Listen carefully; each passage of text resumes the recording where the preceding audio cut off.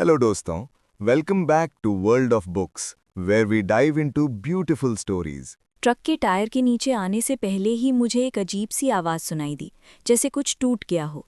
अगले ही पल मैं घबराकर फुटपाथ पर पीछे हट गई। मेरी एक हील कर्ब से ठीक से ऊपर नहीं चढ़ पाई, तो मैंने पास लगे नो पार्किंग के पोल को पकड़ लिया ताकि बैलेंस बना रहे। जो आदमी मेरे सामने था, सब कुछ 1 सेकंड में हो गया। पेडेस्ट्रियन सिग्नल जल रहा था, लोग क्रॉस कर रहे थे। जैसे ही उसने रोड पर कदम रखा, एक ट्रक ने उसे बीच सड़क में ही हिट कर दिया। मैंने उसे बचाने के लिए हाथ बढ़ाया, पर मेरी उंगलियां हवा में ही रह गईं। उसका बॉडी वेट नीचे गिर चुका था। मैंने आंखें बंद कर लीं, पर फिर भी वो आवाज़ सुनाई दी, जैसे कोई शैंपेन बॉटल खुल रही हो। ट्रक ड्राइवर गलत साइड पर था और बिल्कुल कैजुअली अपना फ़ोन देख रहा था, जैसे रोज़ की रूटीन हो। लोग गैस्प कर रहे थे, पर कोई चिल्लाया नहीं। ट्रक का पैसेंजर तुरंत नीचे उतरकर आदमी के पास घुटनों के बल बैठ गया। कुछ लोग हेल्प के लिए आगे आए और मैं धीरे धीरे पीछे हटने लगी। मैंने डायरेक्टली देखने की हिम्मत नहीं की, सिर्फ अपनी सफ़ेद शर्ट पर गिरी लाल छींटे देखकर ही समझ आ गया, ये कोई मूवी सीन नहीं था, ये रियल था। मैं ब्रेथ लेने के लिए साइड में मुड़ी, पर क्रॉसवॉक साइन अब वॉक दिखा रहा था। लोग मेरी तरफ आते जा रहे थे, जैसे शहर के लिए ये सब नॉर्मल हो। कुछ लोग अपने फ़ोन से फुटेज लेने लगे, कुछ बस चल दिए। ड्राइवर अब ट्रक के पीछे खड़ा था, आंखों में शॉक, फ़ोन पर किसी से बात करता हुआ। 3-4 लोग इंजर्ड आदमी की मदद कर रहे थे और कुछ क्यूरियोसिटी में रुककर देख रहे थे। अगर ये वर्जीनिया होता तो पूरा माहौल अलग होता। लोग पैनिक करते, शोर मचता, न्यूज़ वैन्स आ जाती। पर ये मैनहट्टन था। यहाँ ऐसे एक्सीडेंट्स इतने कॉमन हैं कि लोगों के लिए बस एक डिले बनकर रह जाते हैं। शायद इसी वजह से मैं इस शहर में आई थी। यहाँ मेरी प्रेजेंस या एब्सेंस किसी को फ़र्क नहीं पड़ता। मैं इनविजिबल हो सकती हूँ। मैनहट्टन इतना क्राउडेड है कि किसी एक इंसान की स्टोरी का कोई वेट नहीं होता। और मुझे ये पसंद था। तुम ठीक हो? एक आदमी ने मेरा हाथ पकड़कर पूछा। उसकी आंखों में जेन्युइन कंसर्न था। वो मुझे ऊपर नीचे देख रहा था, जैसे चेक कर रहा हो कि मुझे चोट तो नहीं लगी। मुझे समझ आ गया, वो यहाँ का रेगुलर नहीं लगता था।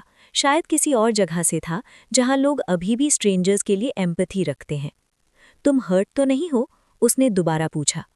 नहीं, ये मेरा ब्लड नहीं है, मैंने कहा।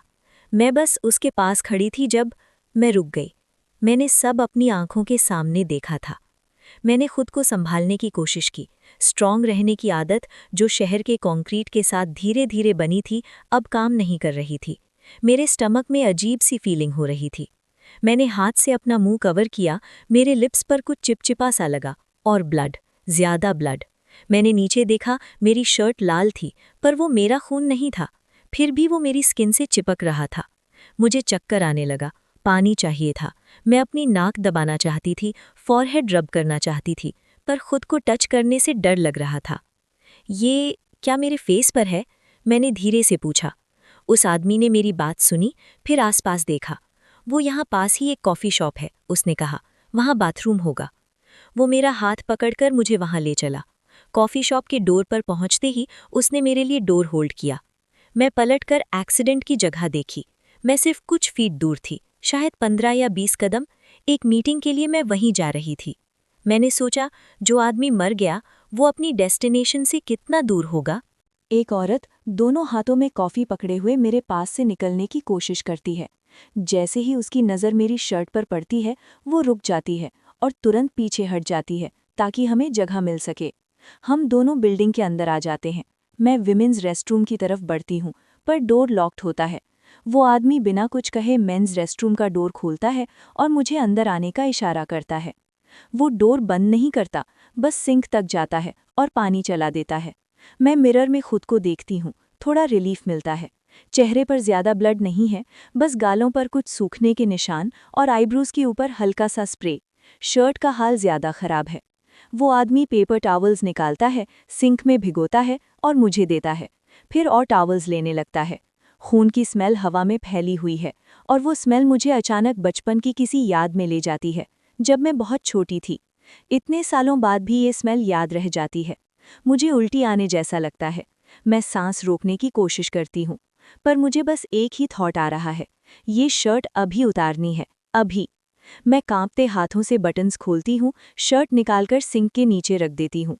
वो पानी चला देता है, जबकि मैं उसके दिए हुए वेट नैपकिन से अपने चेस्ट पर लगा ब्लड साफ करने लगती हूँ।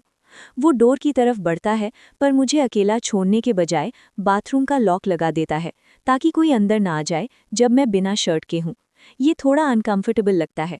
मैं मिरर के रिफ्लेक्शन में उसे देख रही हूँ और अजीब सी फीलिंग हो रही है। तब कोई नॉक करता है। 1 मिनट, वो बोलता है।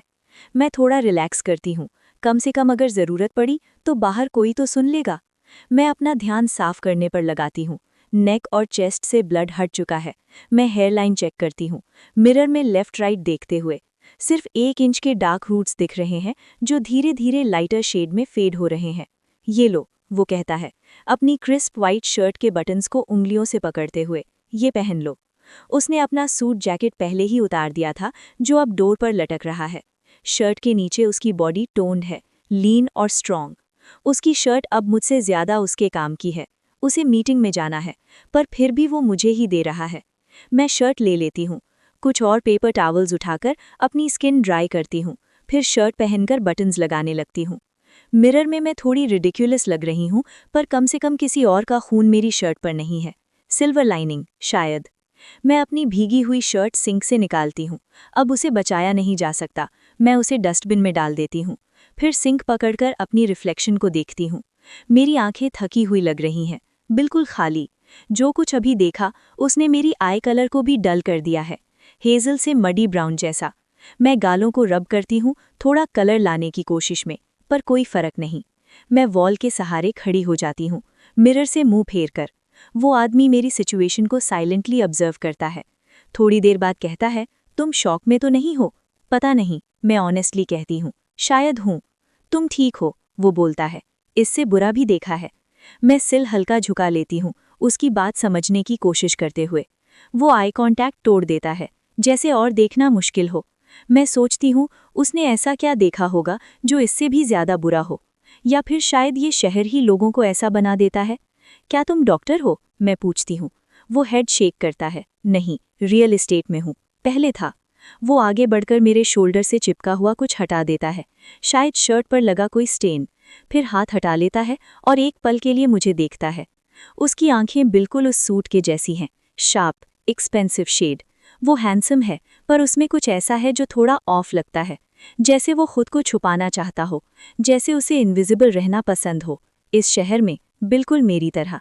ज्यादातर लोग न्यूयॉर्क आते हैं शाइन करने के लिए, बाकी लोग यहाँ आते हैं छुपने के लिए।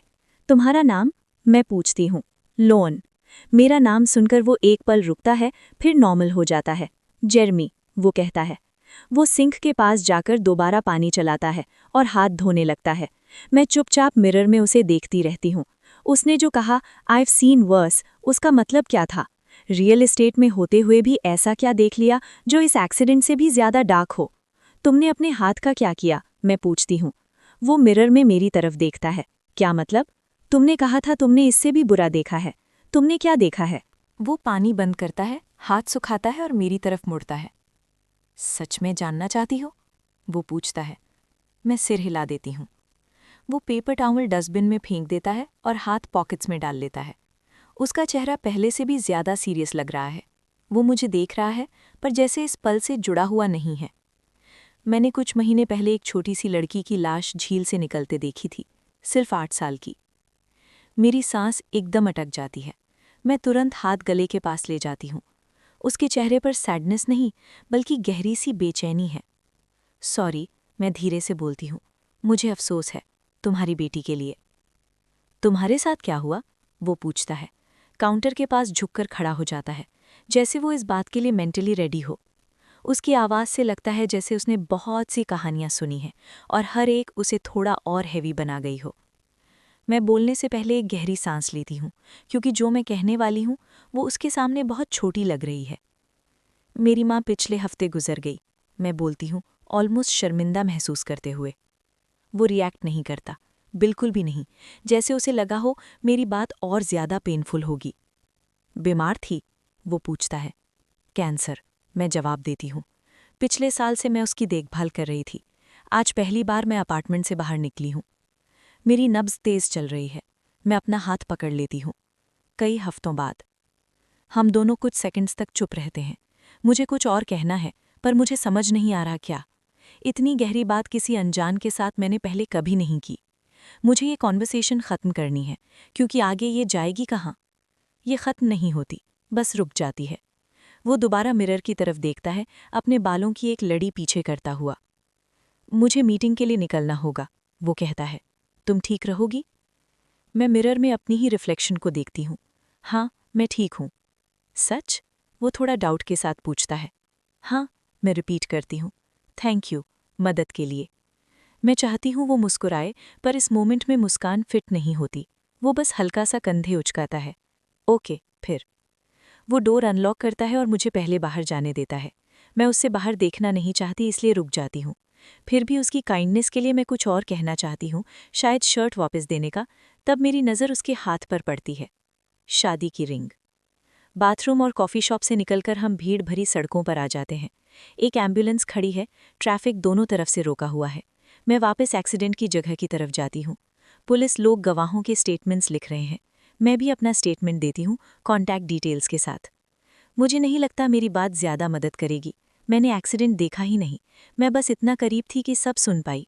इतना करीब कि खून मेरी शर्ट पर आ गया, जैसे किसी एब्स्ट्रैक्ट पेंटिंग के रंग। मैं पीछे मुड़कर देखती हूँ, जेरेमी कॉफ़ी शॉप से बाहर निकल रहा है, हाथ में नई कॉफ़ी। वो रोड क्रॉस करता है बिल्कुल फोकस के साथ, जैसे उसका दिमाग अब कहीं और ही हो।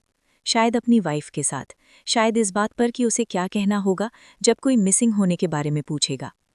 मैं फ़ोन निकालकर टाइम देखती हूँ। मेरे पास अभी भी 15 मिनट हैं मीटिंग के लिए। मैं कोरी को मैसेज भेजती हूँ कि मैं लेट हो रही हूँ।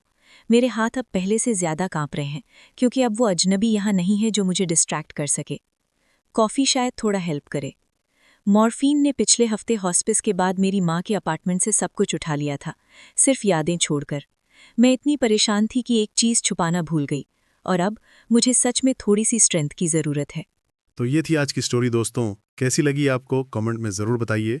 नेक्स्ट एपिसोड के लिए सब्सक्राइब करें and share with all your book lover friends. पसंद आई हो हमारी ऑडियो बुक तो लाइक ज़रूर करें। Thank you.